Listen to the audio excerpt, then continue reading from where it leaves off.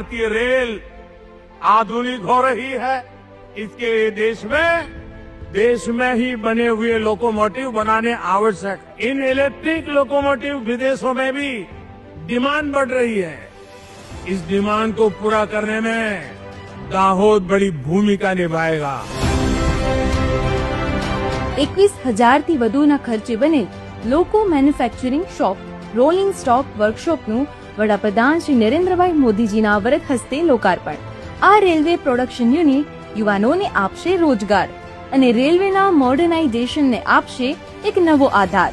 આ સિવાય પાણી પુરવઠા વિભાગના પ્રોજેક્ટ્સ, માર્ગ અને મકાન વિભાગના પ્રકલ્પો તેમજ શહેરી વિકાસ અને શહેરી ગૃહ નિર્માણ વિભાગની પરિયોજનાઓની સોગાદ। આદિવાસી સમાજના સશક્તિકરણથી અમૃતકાળમાં અગ્રેસર આપણું ગુજરાત।